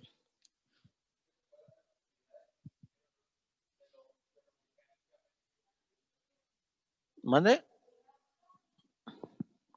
Ok. Para estos niños el hacer un resumen obviamente no es como el del adulto, el del estudiante ya de secundaria, prepa, que ya se pone y hace un escrito, produce algo. A él solamente utilizando lo anterior se le pueden hacer preguntas. A ver, hijito, ¿qué entendiste acerca de Jonás y aquella tormenta en el mar? Ay, que estaba bien peligroso y que se veía bien feo. De acuerdo. Acuérdense lo que dijo el maestro, no es lo que yo quiera escuchar, es lo que él entendió. Pero ese es un resumen con sus propias palabras. ¿Por qué es importante? Es importante porque cada cerebro del ser humano tiene un orden o un desorden. Como ustedes pueden ver ahí, ¿quién conoce a este músico? Mozart, Beethoven. ¿Es Mozart o es Beethoven? Es Beethoven. Ok. ¿Es Mozart? Acá el músico, bueno, tiene un desorden ahí. Y sin embargo, fue un genio de la música. Cualquier persona estrictamente ordenada hubiera dicho, está reprobado ese cuate. Einstein, por ejemplo. Bueno, ¿alguno de ustedes ha batallado para encontrar las llaves? O encontrar algo en la casa. Sin embargo, fíjense una cosa, les voy a poner un ejemplo aquí de mi esposita, espero que no se moleste. A veces ando buscando yo algo, yo acostumbro poner las llaves de los carros colgadas entrando a la casa. Ella acostumbra meterlas en su bolsa. Y me dice, ahí está en la bolsa. Yo voy, busco en la bolsa, no la encuentro. No, yo la busqué aquí, allá, no la encuentro. Ella va, mete la mano, aquí están las llaves. Yo no la encuentro porque hay un desorden dentro de su bolsa. Yo acostumbro a colgarlas en un lugar. La crítica no es el desorden ni el orden aquí, no se vayan por ahí. Aquí es lo que nosotros tenemos que entender, que cada cerebro organiza y entiende las cosas de una manera muy diferente. Entonces el resumen que ella me puede hacer va a ser de acuerdo al orden que tenga en su cerebro y el resumen que yo voy a hacer o usted va a hacer es de acuerdo a ese orden. Por eso es necesario pedirles que hagan un resumen. Ahora, ¿por qué es tan importante? Yo les voy a decir algo. Cuando yo hago las cosas son sumamente importantes para mí. Entonces, si yo estoy realizando un resumen, quiere decir que es un producto que yo hice y ese es importante. Si el maestro me da una hoja ya con un resumen, pues lo hizo él, no es tan importante. Pero como lo hice yo, eso le da relevancia y entonces aprendo. Ojo, hay que enseñarle a los niños a resumir. Tengo que preguntarles, a ver, papito, ¿qué entendiste? Dímelo con tus propias palabras.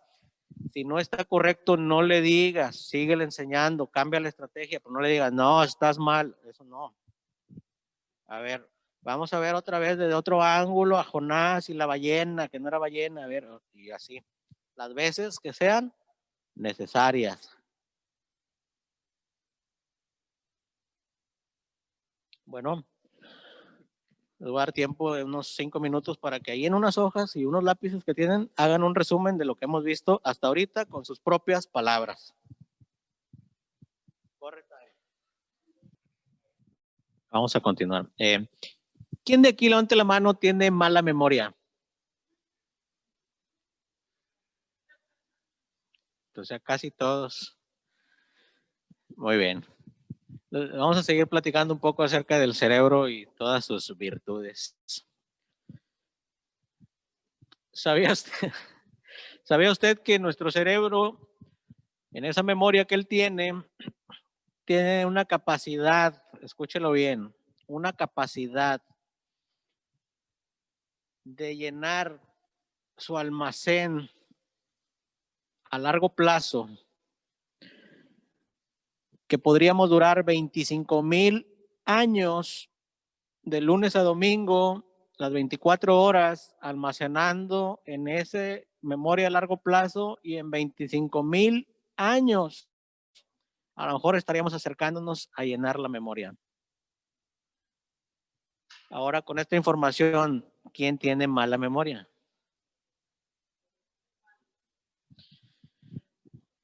Que no sabemos cómo sacarle el mejor provecho a la memoria, pero la memoria tiene esa capacidad. Fíjense, en estos momentos que estamos nosotros aquí, yo les hablaba de un largo camino del corto plazo a largo plazo, de los sentidos a largo plazo. Ese camino en neurociencia se conoce como autopistas de aprendizaje. Y en este momento, cualquier cosa que tú estás haciendo, está habiendo una conexión neuronal múltiple. Cada neurona, tenemos cerca de 100,000, 150,000 neuronas en el cerebro.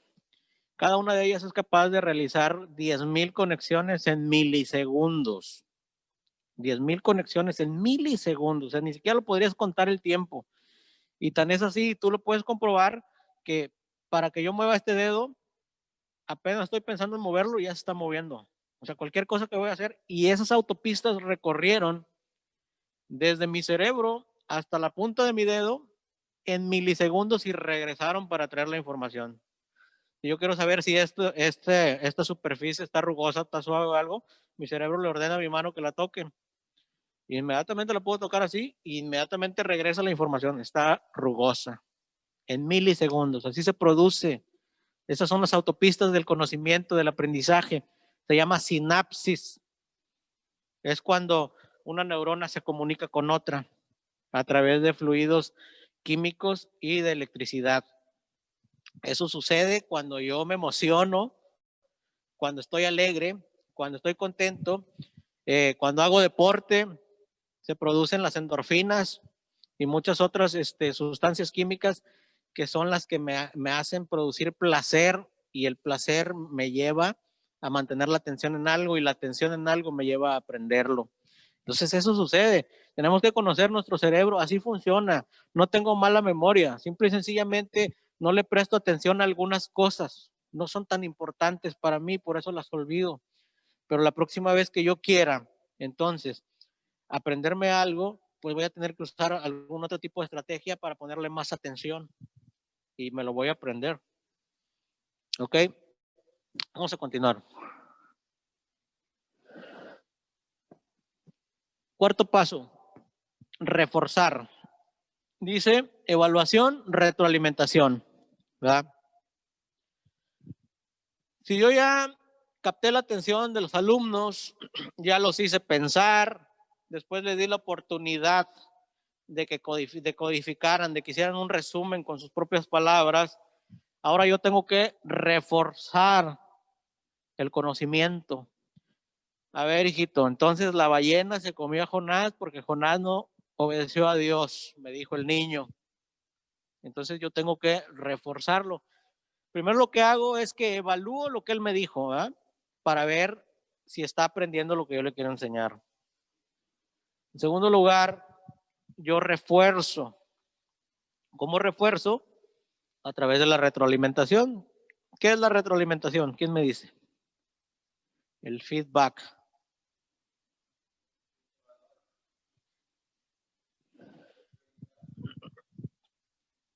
Es cuando ya viene de regreso una información. El feedback es cuando a mí me dicen si estoy en lo correcto o me equivoqué. El feedback se debe hacer en la evaluación formativa y también en la evaluación sumativa. Pero ¿cómo hago yo ese feedback? Ahí platicaba hace un momento con Anita, ¿va? A veces en la forma en la que vamos a ver si el niño está aprendiendo o no, y me decía Ana, y tenemos que cambiar la estrategia, ¿va? Porque entonces yo evalué, y si mi evaluación me dice que no está aprendiendo, pues yo no le voy a decir al niño, no aprendiste, estás mal, sino que yo tengo que valorar eso y entonces buscar nuevas estrategias, o sea, tengo que empezar de nuevo. ¿Y qué voy a reforzar en la retroalimentación? Pues yo tengo que reforzar sí sus debilidades, porque sí le tengo que decir yo al alumno, necesitas poner más atención en esto, o necesitas mejorar en aquello, pero sobre todo yo tengo que reforzar sus fortalezas, lo que hizo bien. Exactamente, sí, Jonás desobedeció a Dios y por eso la ballena se lo tragó.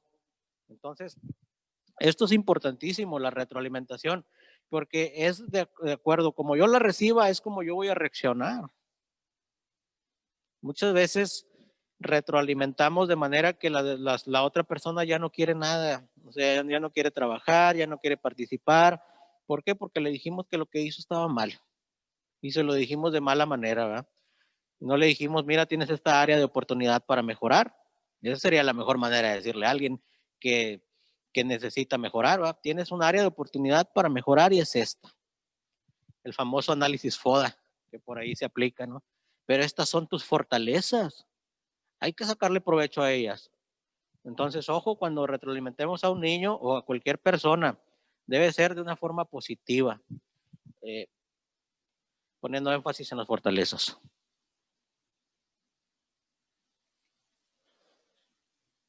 A ver, ejercicio. Para conectar con tus alumnos, ¿necesitas de ayudas visuales, novedad, emoción, atención, relevancia? Pregunta. ¿Sí? Correcto. ¿La reflexión se genera mediante preguntas, tiempo y silencio? ¿Sí? ¿La decodificación consiste en que el alumno genere un producto por sí mismo? ¿Sí? ¿Reforzar no requiere de retroalimentación?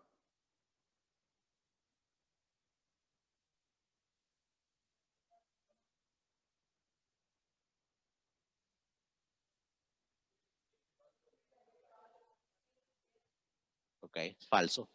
Es falso. Muy bien. ¿Quién les está enseñando que saben tanto? Ok. Y el 5, practicar. Yo no puedo tener al alumno todo el tiempo sentado y escuchando. Hay una educación que se llama educación bancaria, que nos gusta mucho a los maestros. ¿Por qué? Porque nada más llego yo con todo mi conocimiento y todos mis contenidos y los deposito en la otra persona. Educación bancaria. Y eso no funciona. ¿Por qué? Porque estoy tratando de que nada más duplicarme en otro y no hacerlo pensar ni ser sí mismo, ¿no? Entonces, para practicar tenemos que, hace rato decía Trisana, como repetir, ¿verdad? Repetir es aburrido, ¿no? ¿O no? A veces es aburrido. Entonces, yo tengo que echar mano de algunas estrategias, de algunos modelos, de algunos métodos, y en este caso, inteligencias múltiples. Y dentro de las inteligencias múltiples está la memoria motora, que tiene que ver con la inteligencia kinestésica corporal, cuando yo muevo el cuerpo. Entonces, para que los niños no se aburran al estar repitiendo, pues entonces yo utilizo mi memoria motora y entonces les digo, pónganse de pie. Y ustedes se ponen de pie. Pónganse de pie. Y yo voy a pedir a Diego, a Vicky, Saraí, Julián, Sofi, todos los jóvenes que pasen acá al frente. Otra vez. Y los demás se ponen de pie. Vamos a ponernos de pie y nos vamos a activar ahorita.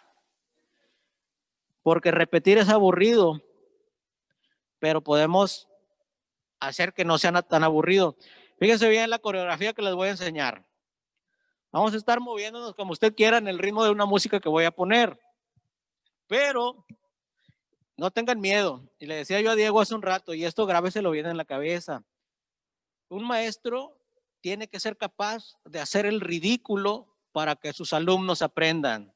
Si usted tiene miedo a hacer el ridículo, tiene que trabajar con eso. ¿Por qué? Porque un maestro tiene que ser capaz de hacer el ridículo con tal de que su alumno se apropie de los contenidos.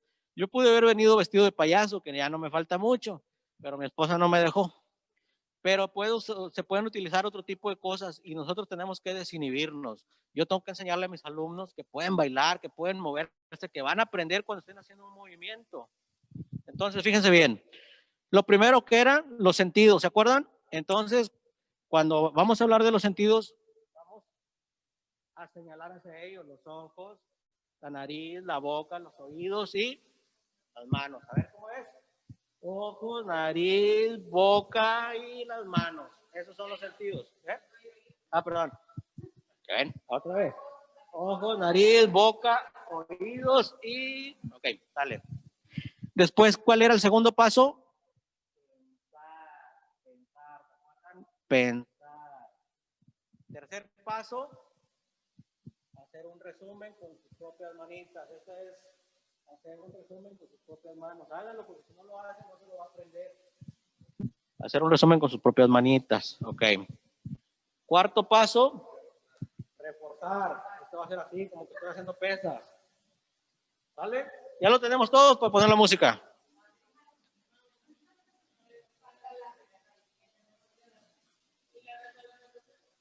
La retroalimentación es en reforzar. ¿Qué pasó?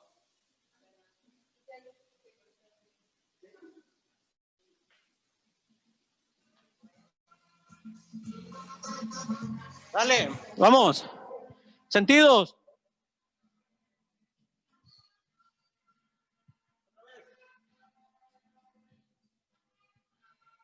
Pensar.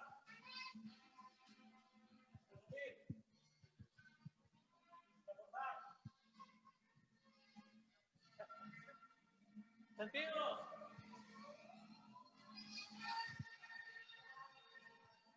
Pensar.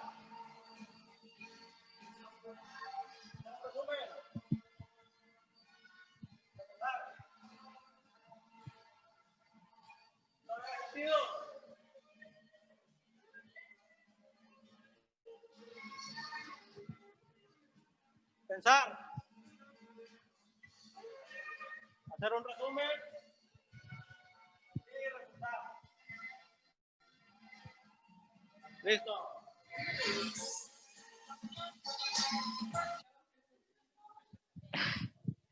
Muchas gracias, jóvenes.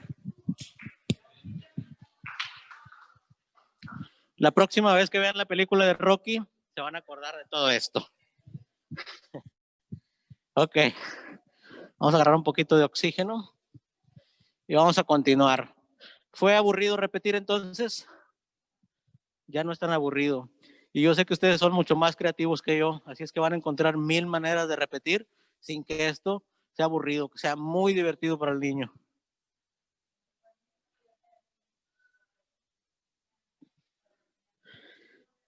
Ok. Sí, Juan lo practica mucho. Y dice los pasos para aprender, dice que son los sentidos, pensar, decodificar, reforzar, practicar. Hasta aquí vamos, ¿verdad? Repasar. Repasar. Paso número 6. Normalmente el repaso se hace casi al final de la clase, pero es recomendable estar repasando desde que inicia la clase. Estar preguntando y dando un repaso de lo que estamos viendo para irnos asegurando de que vamos avanzando bien. Esas conexiones neuronales de las que les hablaba yo, que forman las autopistas del conocimiento y del aprendizaje, que se llaman sinopsis, se fortalecen cuando yo hago un repaso. Ejemplo de un repaso, hermana Dalila, en una de sus clases.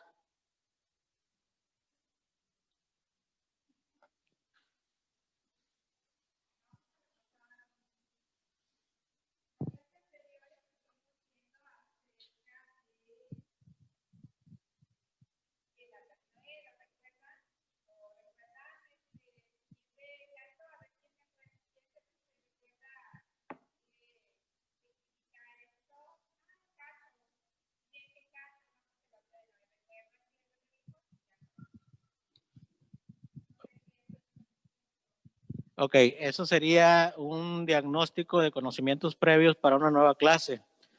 El repaso se da de la misma clase que se está tomando en ese momento. Cuando yo quiero recuperar los conocimientos anteriores, entonces sí pregunto, ¿se acuerdan de la última clase que tuvimos? Para ver qué tanto se acordaron y desde dónde voy a empezar la nueva, si es una serie consecutiva. Pero si es una clase en sí donde voy a hacer el repaso, pues entonces sería que en este momento, otra vez yo les preguntara, por ejemplo, a mi hermana Ada, ¿qué come el cerebro?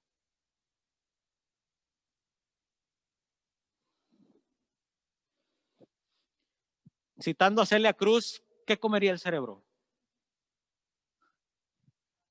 Azúcar. El cerebro se alimenta de azúcar. El 70% de nuestro cerebro está conformado, Diego, ¿por qué?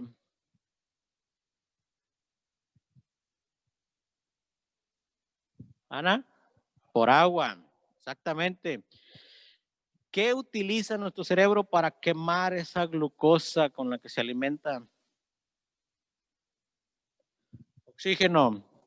Es por eso, escúchalo bien, nada más no les di un chocolate, pero debí habérselos dado. Yo le doy un chocolate, usted ya tiene el azúcar que su cerebro necesita, pero yo supuse que venían almorzados. Al ponerlos a hacer ejercicios al principio, el oxígeno empieza a quemar esa glucosa y el cerebro se empieza a activar. Después vino Sophie y nos trajo una gimnasia cerebral, con la cual empiezo a unir hemisferio izquierdo con hemisferio derecho y mi cerebro empieza todavía a activarse más. ¿Sí? Entonces, hermana Dalila, para abrir los sentidos, ¿cuáles son los 5 pasos que yo necesito?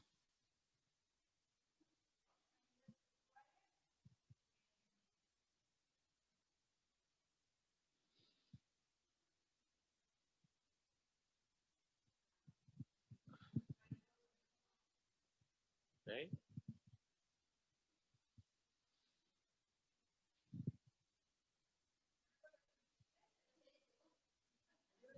Ayúdenle.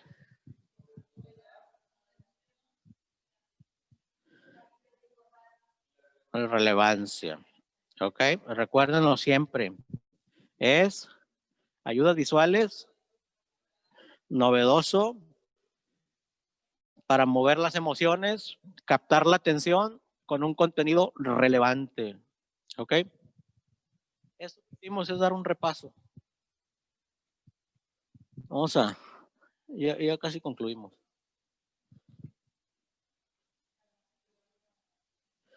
Y bueno, aquí vemos cómo se da el flujo. Cuando yo empiezo a abrir mis sentidos, estoy utilizando con las ayudas visuales la novedad, la emoción, la atención, relevancia. Estoy utilizando una memoria que se llama la memoria sensorial apenas, la de los sentidos. Cuando yo pongo a pensar al alumno a través de las preguntas, del tiempo y el silencio, ahí se empieza ya a mover el aprendizaje a la memoria de corto plazo o memoria de trabajo. Después, cuando yo le pido que haga un resumen por sí mismo, con sus propias palabras, ya empiezo a tener contacto entre la memoria de trabajo y la memoria de largo plazo. Cuando yo refuerzo, estoy reforzando ese contacto, esas conexiones entre la memoria de trabajo y la memoria de largo plazo. Cuando yo lo pongo a practicar, y esto lo van a escuchar siempre, una persona cuando da clases aprende más que cuando las tomaba. Ustedes se dan de dar cuenta, el que enseña aprende 3 veces, el que aprende nada más aprende la vez que le dicen. Un maestro aprende 3 veces, tiene 3 tiempos para aprender, entonces por eso hay que ponerlos a practicar. Y el repaso, ahí en la práctica ya estamos sellando en el largo plazo un conocimiento que no se va a ir nunca. Repasar, repetir, inteligencias múltiples. Ahí estamos en la memoria a largo plazo, que es a donde nosotros queremos llegar.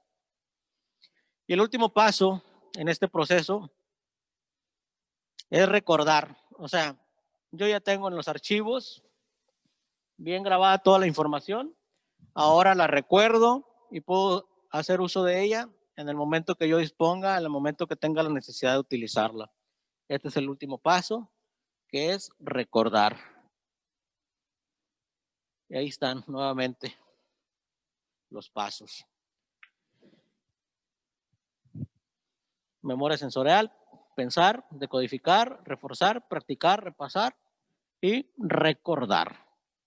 Este es todo el proceso que se lleva desde que inicia el aprendizaje hasta que se consolida en una memoria a largo plazo. Así que la próxima vez que vayamos a planear una clase tenemos que tomar en cuenta estos pasos e irlos evaluando por el camino para ver si realmente los vamos dando y si no, pues regresarnos. Ok. Ahora sí, tiempo de preguntas, respuestas. Los escucho. Sí, Ana.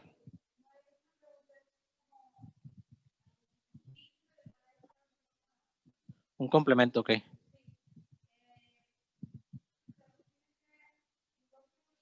Sí.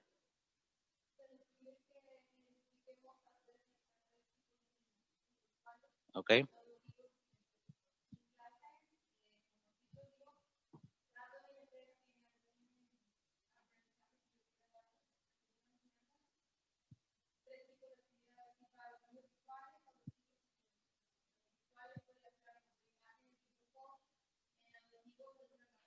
Ok.